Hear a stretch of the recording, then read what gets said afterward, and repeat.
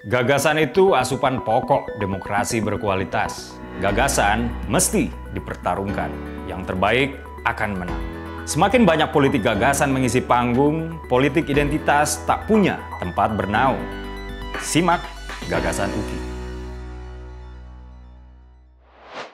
Assalamualaikum warahmatullahi wabarakatuh. Salam sejahtera untuk kita semua. Om Swastiastu, Om Namo Buddhaya, salam kebajikan. Teman-teman, beberapa hari lalu Lembaga Survei Indonesia atau LSI mengumumkan hasil survei terbaru mereka. Menurut paparan presentasi resmi LSI, survei yang dilakukan secara nasional pada 7 sampai dengan 11 Januari 2023 tersebut yang menggunakan metode RDD atau Random Digit Dialing itu menguak dua fakta menarik. Tapi sebelum kita masuk ke hasil survei, to be fair, perlu teman-teman ketahui juga bahwa metode RDD ini bukan tanpa kelemahan. Pada metode ini, wawancara dilakukan via telepon.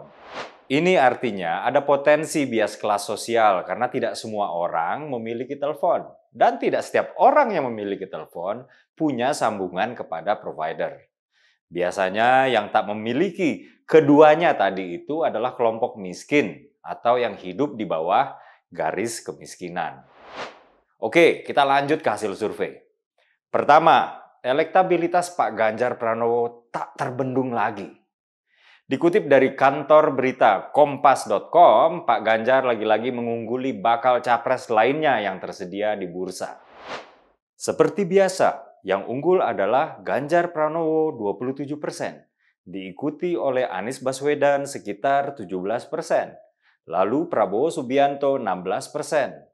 Ujar Direktur Eksekutif LSI, Pak Jayadi Hanan dalam pemaparannya Minggu 22 Januari 2023 lalu.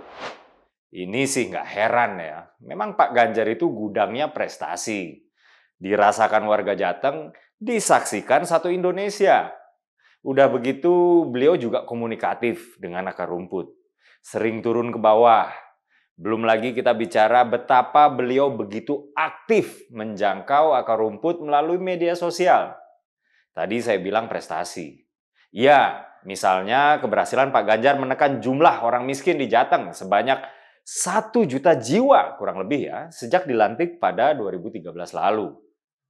Kemudian angka stunting atau istilah kerennya kurang gizi akut yang berhasil ditekan dari 37% pada saat beliau dilantik atau 2013, kini menjadi sekitaran 20% atau 2021. Beda banget sama DKI di bawah kepemimpinan Pak Anies. Jumlah orang miskin di DKI tercatat melonjak selama Anies memimpin, yaitu sebanyak 101.000 orang lebih. Atau naik dari 3,78% pada 2017 pada saat Anies dilantik menjadi 4,61% pada 2022 atau pada saat Pak Anies lengser. Kalau mengutip pada data Susenas dari BPS. Belum lagi kalau kita bicara angka putus sekolah siswa SD di DKI. Nah, menurut Kemendikbud, DKI angka putus sekolah tingkat SD tertinggi nasional. Jadi mau dipoles bagaimana juga, pakai kerja kosmetik apapun juga, tetap kita nggak bisa bohong bahwa Pak Anies nggak bisa kerja. Makanya udah dipromosiin kemana-mana sekalipun, udah dengan iming-iming hadiah mobil sampai umroh gratis pun. Elektabilitas Pak Anies tetap nggak bisa susul Pak Ganjar.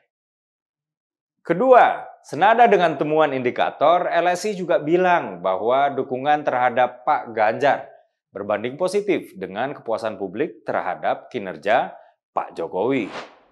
Mengutip kantor berita detik.com, hasil survei LSI menunjukkan bahwa semakin puas responden dengan kinerja Pak Jokowi, maka itu berpengaruh positif kepada dukungan publik terhadap Gubernur Jawa Tengah, Ganjar Pranowo. Apakah saya senang? Tentu. Apakah saya terkejut? Tidak. Di antara semua bakal capres, memang Pak Ganjar lah yang paling memiliki kemiripan visi dengan Presiden Jokowi.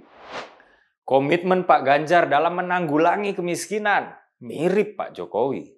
Komitmen Pak Ganjar dalam memerangi intoleransi dan radikalisme mirip Pak Jokowi. Komitmen Pak Ganjar dalam berpolitik dengan optimisme juga mirip Pak Jokowi. Jadi kalau melihat fakta-fakta di atas, gak berlebihan lah kalau kita bilang akar rumput menginginkan Pak Ganjar untuk melanjutkan kerja-kerja baik Presiden Jokowi. Akan tetapi apa yang diinginkan oleh akar rumput belum tentu diinginkan juga oleh para elit politik.